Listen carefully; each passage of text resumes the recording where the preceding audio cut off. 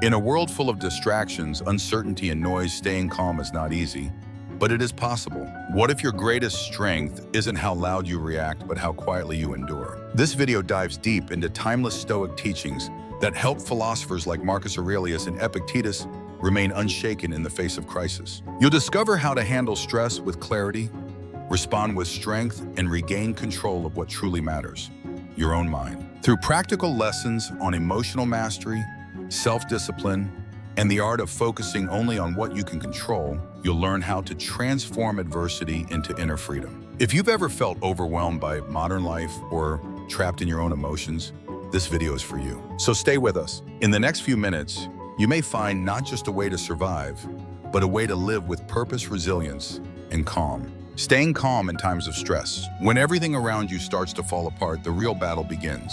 Not outside, but within. You can't control the noise, the chaos, the unexpected turns of life, but you can control one thing: how you respond. This is where Stoicism begins, in the quiet decision to remain still when the world demands you panic. Imagine this: you're facing a sudden crisis. Maybe it's bad news, a betrayal, or simply a day that starts going wrong from the moment you wake up. The pressure builds. Your heartbeat quickens. Your mind begins to race. In this moment, most people react, but the Stoic pauses. They breathe. They remember that no storm lasts forever, and no emotion, no matter how intense, is permanent. Marcus Aurelius, a Roman emperor who led through war and plague, wrote to himself daily as a way to stay centered. He reminded himself that external events do not disturb us. It is our judgment of them that does. What if you could meet difficulty not with dread, but with clarity? What if your calm became your shield? To stay calm is not to be numb. It is to feel the storm without letting it carry you away. It is to acknowledge your fear, your anger, your grief, and still choose not to be ruled by them. This calm is not weakness. It is power. It is the refusal to surrender your peace to forces you cannot control.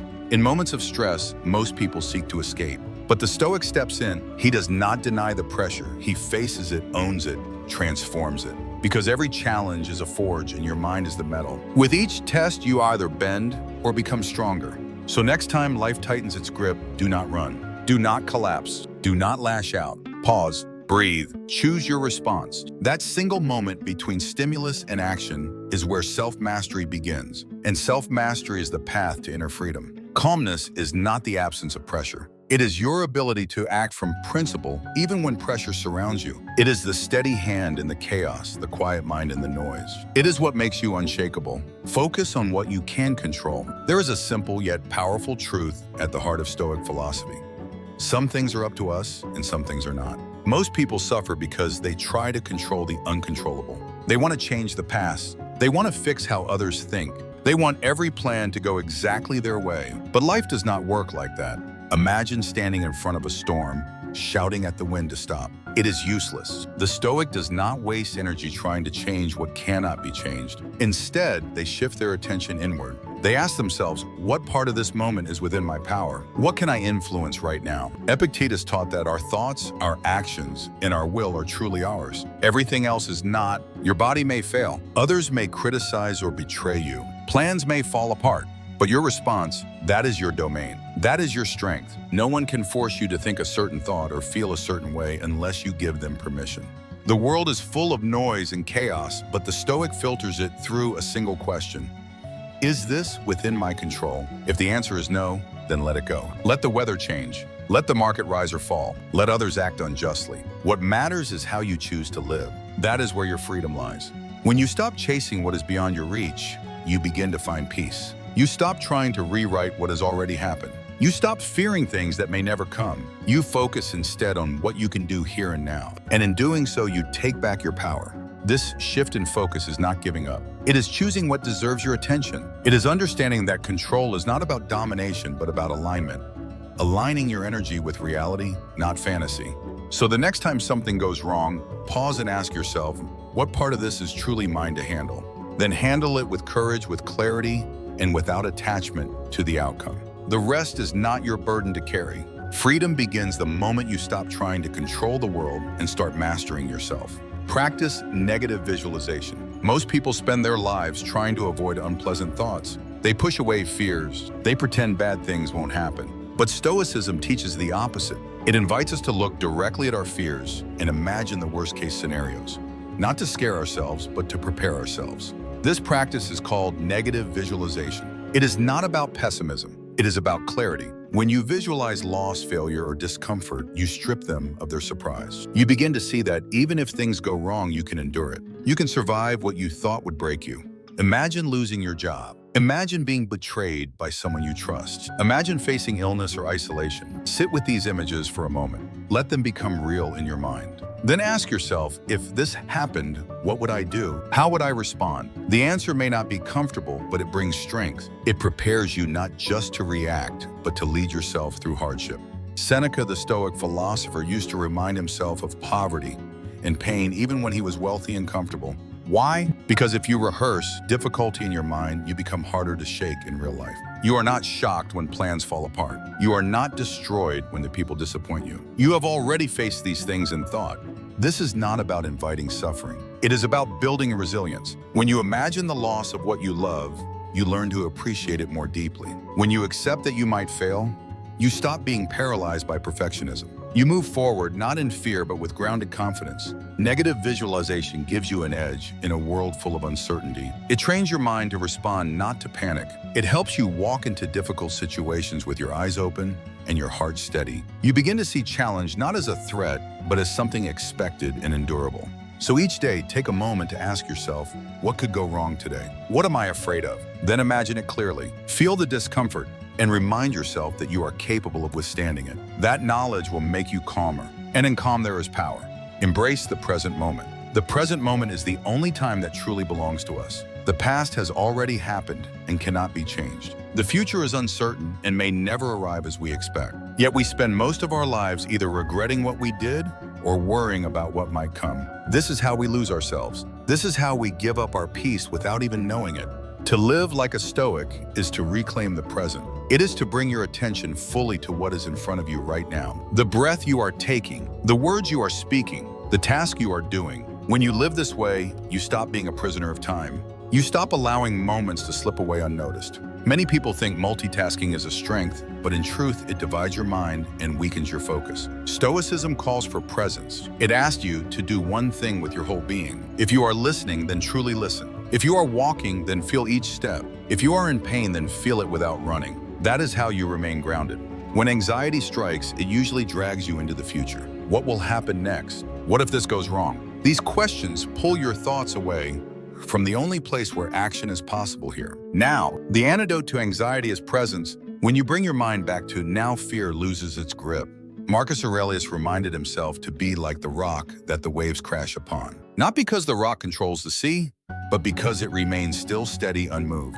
You can be that rock, but only if you are present, only if you stop running into the past and projecting into the future. Every moment you waste in distraction is a moment you will never get back. Every moment you meet with full awareness is a chance to live with purpose. You cannot live your values tomorrow. You cannot be brave yesterday. You only have now. So when your thoughts begin to drift, when regret or fear begins to speak, return to your breath, to your senses, to your body. Anchor yourself in this moment, because this moment is all you have, and it is enough. Cultivate inner virtue, not the need for approval. In a world that constantly demands validation, standing firm in your own values is an act of rebellion. Most people shape their lives around external praise. They chase likes, recognition, status, applause, but these things are fleeting. They shift with the crowd, and the crowd changes by the hour. A Stoic chooses a different path, the path of inner virtue. Virtue is not about being perfect. It is about being honest. It is about acting with courage when it is easier to remain silent. It is about being just when it costs you something. It is about discipline, integrity, and the willingness to live according to your principles even when no one is watching. When you live for external approval, you become a slave to opinions. Every compliment lifts you. Every criticism crushes you. You are no longer steering your own ship. You are drifting wherever others decide to blow the wind. But when you commit to living by virtue, you anchor yourself. You stop needing permission to be at peace. Seneca warned against living like a chameleon, constantly shifting to please everyone. He urged us to ask ourselves daily, what kind of person am I becoming? What do I stand for regardless of whether others applaud or reject me? These are the questions that shape a life with direction.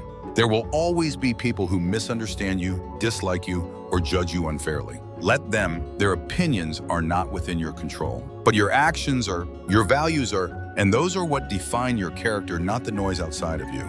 To cultivate inner virtue is to build something no one can take away. Success can vanish, applause fades, but character stays. And when your self-worth comes from within, it becomes unshakable.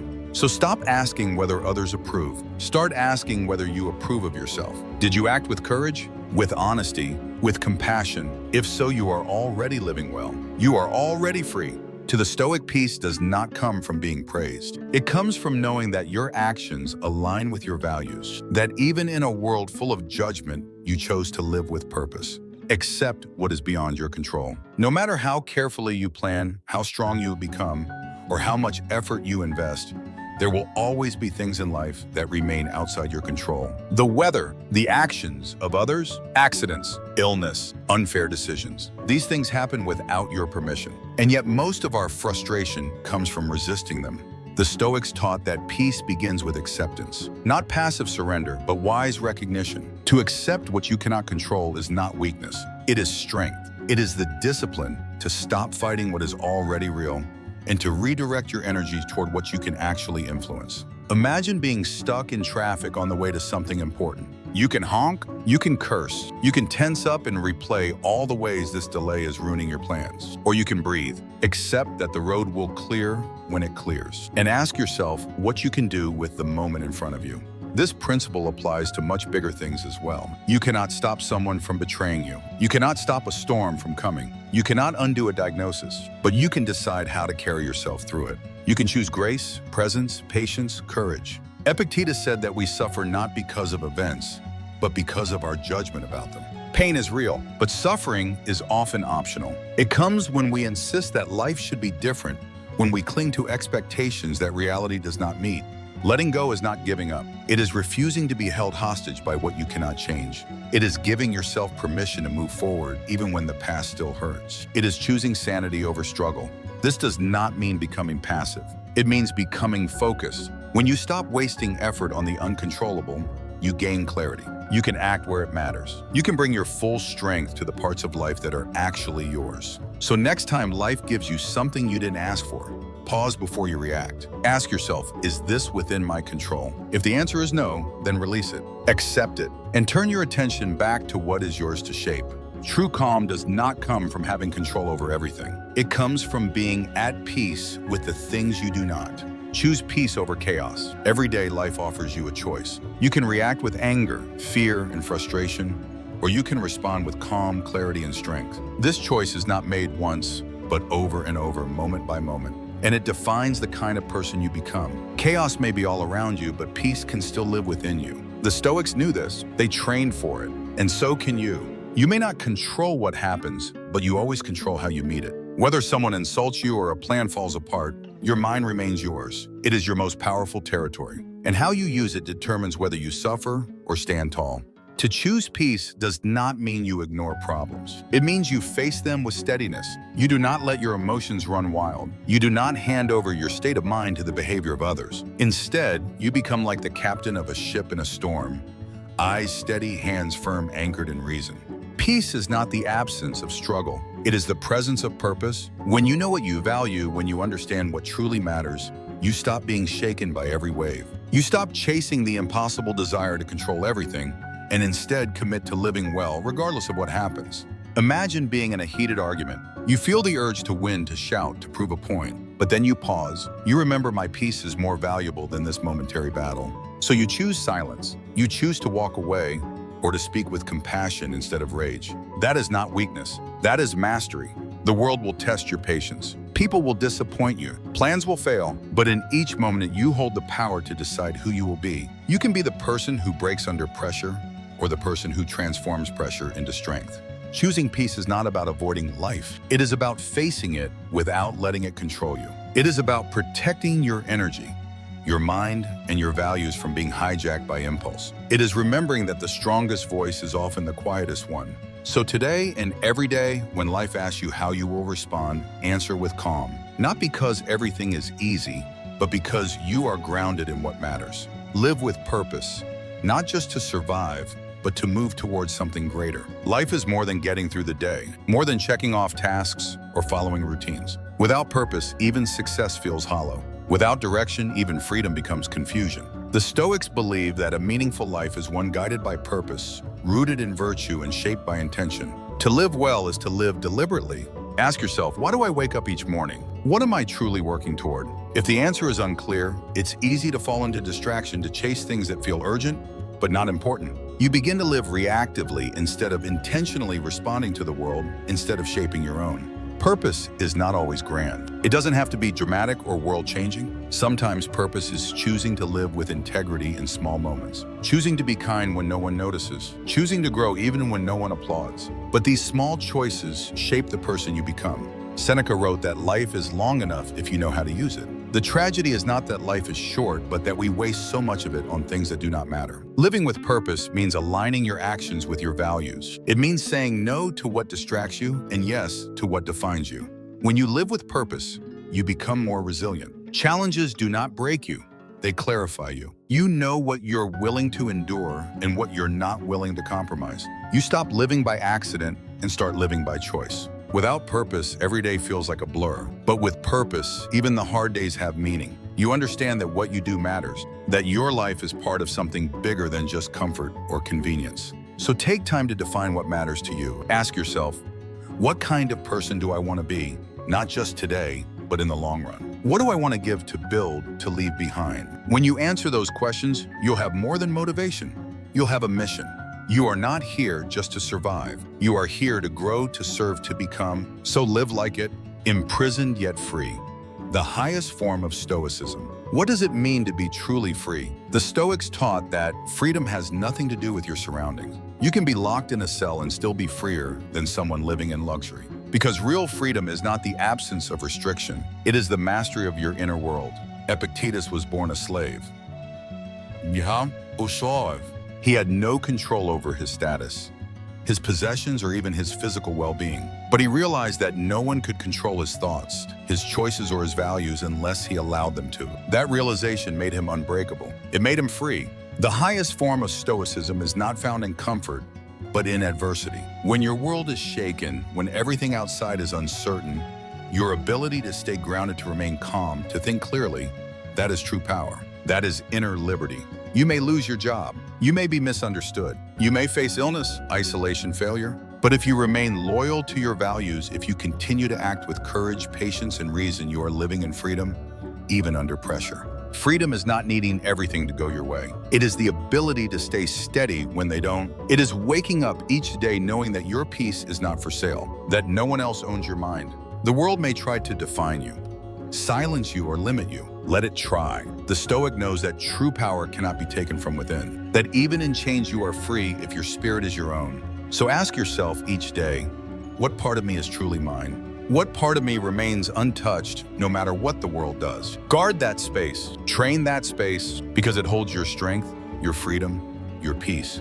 The Stoic journey begins within. Stoicism does not promise an easy life. It does not tell you to avoid pain, escape hardship, or retreat from the world. On the contrary, it teaches you to walk straight into challenges with steady posture, clear vision, and an unshaken heart.